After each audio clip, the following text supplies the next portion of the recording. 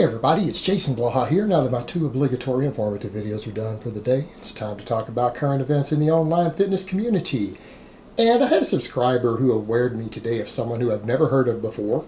People are going to say, why do you always say that? Well, because I've never heard of him before. A guy by the name of Bart Kwan, who's with a YouTube channel called Barbell Brigade, who apparently lost a bunch of weight, then went and did his first USAPL powerlifting meet. Now, in this segment every day, the majority of the time, I tend to be a dickhead. I'm pretty hard on people. I'm harsh, and the reason for that is because 80% of fitness YouTubers are total douche nozzles who need to be mocked, who need to be made fun of, who need to be called out. And they're usually either a combination of arrogant or stupid, and they need to be called out. Now, my first exposure to Bart, he doesn't strike me as one of those guys. So I don't feel like I need to be that way with him. So let me put on my +5 hat of weaponsmithing, work on skilling up my crafting a little bit, and let's talk about this. And the reason I want to do this, I think in this video, because of what I watched his entire meet video. He strikes me as a young man who is humble with a lot of potential, and someone who's willing to be self-critical and analyze things. All right, that's actually makes athletes very coachable. That's a good trait in a prospective champion. It's a good trait to have. It makes people coachable. Very good thing to have. So my initial impression of this young man is positive, and so therefore I'm going to make a video in which all of my criticism is going to be done as an educational tool to teach others, to help all of you improve at lifting, to get stronger, get better, have less injuries, as well as maybe the small chance that this guy watches the video and he'll learn something from it. And if he doesn't, he doesn't, but at least all of you will learn. But if he watches it, I'm going to make sure that he learns some tools that are going to help him do better next time, because I want to see him do better. This guy doesn't appear to be a douche nozzle. That's a rare thing in YouTube fitness. So I would kind of like to see him move forward. That's how we do it here, guys. We help good people and we knock down bad people. That's how it works. All right, up front, his squat. He says his squat's his worst lift, but technically speaking, I think his squat needs the least work out of his 3 lifts.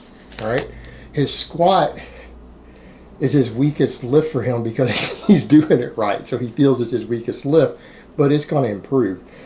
He did his opener on the squat and he hit 425, and he felt that was really conservative. I don't know what he's been hitting. I don't know what he was doing before he lost weight. I had someone say that he gained strength while losing 35 pounds or whatever, that he was really fat. I don't know what he was lifting before.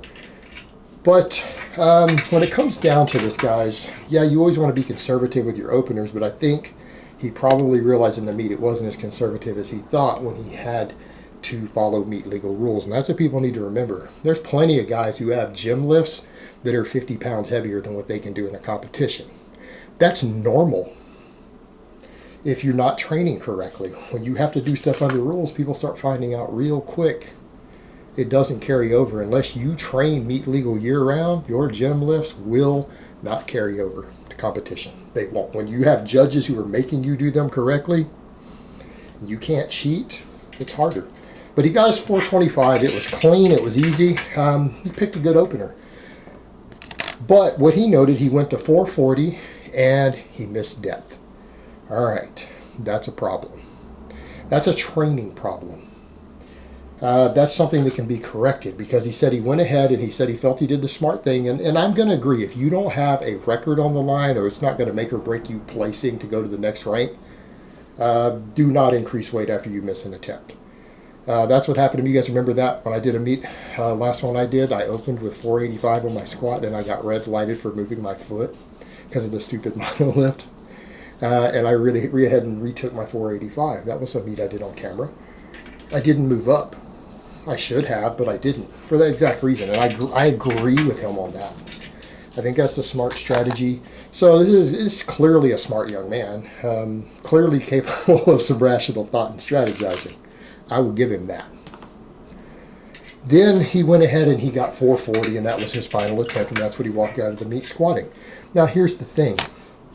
If you're getting hit for depth, it's not conservative, meaning that's only 15 pounds difference between second attempt and opener.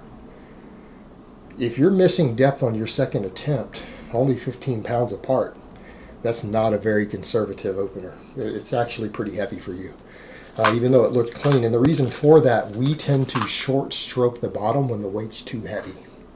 That's when you start missing depth. And the best way around that is to have more realistic expectations. You've got to make sure that you film your squatting in the gym to the point to where you intrinsically know by feel if you are below legal depth.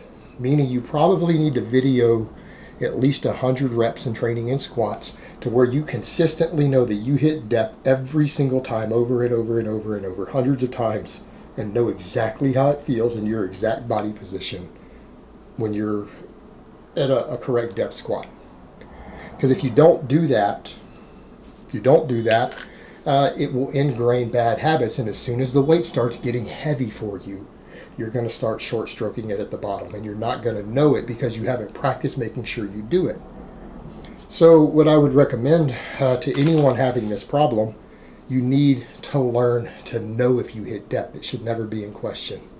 And particularly if you're going to compete in a federation with relatively strict standards like the USAPL, they're not going to let you get away with that. So you're going to need to do it in training. You're going to need to make sure you never ever miss depth, even warming up or practicing or going heavy at any point during your training year round. You need to go at least a year without ever accidentally going above depth in the gym. If you do, it's going to carry over, and you're going to have a harsh reality when you get to a competition. And you're going to shortchange your development and strength. As we know, short stroke squats also lead to higher injury rates. I covered that the other day. Not getting to depth is actually worse for your knees and things. It's problematic. And the worst thing you want to do is to start not hitting depth when it starts to get too heavy, because that's our natural response. If you haven't trained yourself to go ahead and sink it down and let yourself miss the lift if it's too heavy, if you haven't trained yourself to do that, you're going to have problems. You're going to have problems in comp. So that would be my advice to Bart or anyone having this problem. You just got to practice hitting depth and make sure you never miss it. But the other thing to consider there is that you've probably been letting yourself go too high occasionally in training when it starts to get heavy, and you ingrain that habit. It's a bad habit to have. But overall, that's not really a bad problem to have. That's an easily solvable problem. His squat's going to get better. All right, bench press is really the real problem. Okay, he went ahead and he opened with 325, and his ass came off the bench. Now, he's blaming it on his weight loss, and that's possible. Here's the problem. You choose to change your body's dimensions, you're going to need to accommodate that in training. I don't think that's what it is. I think that he's been training and letting his butt come off the bench over and over and over in training. Because he didn't bring his butt off the bench with a grinder. Because normally what do guys do? They lift their ass off the bench when the weight's too heavy. Right? Not how you do it? When the weight's too heavy. Like with Strap-On Destiny. What happened? We've seen him do 315, bouncing it off his chest, lifting his ass off the bench. Well, that's for a triple. That's because he's a sub 300 pound bench presser. He can't lift 315 even for one rep. He's not physically capable of it, right? So the butt comes off the bench to compensate, to help you cheat the weight up. Means you can't bench the weight. So what he's seeing, Bart's going, well, it's me using leg drive, and he misses it. But the thing is, that's less than your max. If your butt's coming off your bench with less than the max, you've been letting your butt come off the bench into your meet prep. And I'll get to how to fix that in a minute, but same thing. He goes up, he says, okay, I'm going to try it again. Says he doesn't use leg drives. Okay, I'm going to bench like a bro, loose leg, but you still use leg drive. He still used the leg drive with the next attempt. There was leg drive there, but he kept his butt on the bench. But he got his 325, steps up to 341. He passes, but I watched the video and I slowed it down. I am a certified referee. I would have red lighted him for butt off the bench. Absolutely. We've got a full frame in the video. Anyone can watch it. His butt broke the bench on his 341 pass lift. The judges weren't paying close enough attention. So this is going to be a problem, because if he gets a stricter judge, he's going to get red lighted again in comp on all three of his lifts. Okay? I didn't get to see the next 325 close enough, but the third attempt, there was a leg drive and the butt still came off the bench. That 341 shouldn't have passed. Now, this problem can be fixed. What I would tell him is you need to get yourself into the habit of planting your butt into the bench. You need to learn the difference between leg drive and actually breaking off the bench, because I don't think you're understanding that they are not the same thing, because you used leg drive on the 325 that passed. You were not limp legged like a bro. You used leg drive correctly. But it's because you focused on keeping your butt on the bench, but because you're used to using leg drive, you still used it anyway, even though you were trying not to, while focusing on keeping your butt on the bench. See how that works? When you focus on doing something all the time, you do it intrinsically. So that's the solution to someone having this problem, specifically to him or anyone else out there listening. You have to learn to pause on your chest and drive your butt and your traps into the bench. You've got to dig your ass into that bench and keep it there. Dig in tight and keep it there. And if you can practice doing that, your butt will stay on the bench when you're forced to use a heavy weight. But you can never, ever, ever let it break contact with the bench, even when you hit a grinder, because if you do, you're going to start ingraining the motor pattern. And when the weight gets heavy and comp, it's going to cut off. In his case, I think, because he's been doing butt off the bench with leg drive, that when he's ingrained leg drive and ingrained butt off the bench. So then when you change your mental focus to keeping the butt on the bench, you still do the leg drive. Why? Because you've practiced to do it over and over till it becomes subconscious, just like the butt coming off the bench, and you have to focus on not doing it. So the only things you're going to be able to avoid doing that you've practiced are the things that you specifically focus on, and you can't focus on more than 2 or 3 things at a time. So if you're doing multiple things technically incorrect in training, you're going to be screwed when you're forced to do it under pressure, because you're not going to think anymore. You're only going to be able to focus on keep my butt on the bench, keep my butt on the bench, drive. To keep the butt on the bench, because you've trained yourself to lift it every rep. And I strongly suspect that's what's happened, almost guarantee it, because butt came off the bench on an opener. You've got to learn to just dig that butt in and keep it on the bench. Because again, what I would say to someone like Bart, who has this problem, he could go to his next meet and get 3 red lights all the way across for butt on the bench, or get stuck with just his opener, because that third lift should have been a red light also. Butt clearly came off the bench in his video. His cameraman caught it. It is in there in the frames. If he goes back and slows it down, he'll see it. It's there. I would not have passed that personally. Deadlift. I think his deadlift went pretty good, to be fair. Get 2 deadlifts and then get a hitching on the thirds, not the end of the world. Again, training problem. All right, he opened 525. It was pretty clean. Hit second attempt 545. Looked pretty good, but I think that was heavy for him. That was pretty much it. That 545 was probably his 1 rep max, or close to, within 2%. And the reason I say that, he gets to his 562 and he hitched, and he had to explain to other people, I hitched. They're pretty strict about that. Yeah, and here's what that comes down to. Hitching is a bad habit that we learn when the weight's too heavy. In other words, if you allow yourself to hitch in training, when the weight becomes too heavy for you to actually lift it, you're going to automatically hitch. You have to get that habit out. And that's what people need to realize. When the weight is too heavy, you have 2 choices. When you can't lift it, you can either turn loose of it or you can hitch. I think turning loose of it's safer. I think you're going to get hurt less often. It's going to affect your recovery less. I think and again, we get back to the point. He had said he couldn't go heavy on his deadlift because he ran into recovery problems every time he went heavy. It's probably because you're allowing yourself to hitch and grind in training. You've got to practice getting smooth, explosive reps on the deadlift. You have to, if you want to get that hitch going, because you can't allow yourself to hitch in training. And when you start grinding too much in training, particularly up at the top, because you're not getting enough speed out of the bottom, you're going to start having this problem. What I would recommend to him is scale your deadlifts back. Don't go over 85%.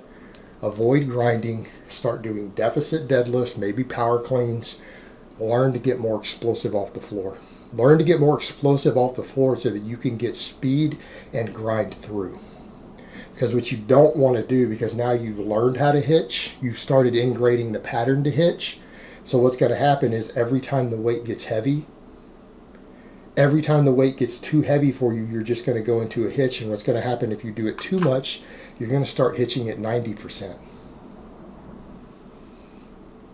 And then that's it. But the thing is, the hitching means, it tells me that you've been hitching and training, trying to deadlift heavier than you're capable of deadlifting. You need to leave a rep in the tank. You need to learn to get more explosive. The power in your deadlift and the exhaustion and energy using your deadlift needs to be off the floor. If you can get the weight moving fast enough, you will always lock it. You don't need to conserve energy for the top. You need to learn to get explosive.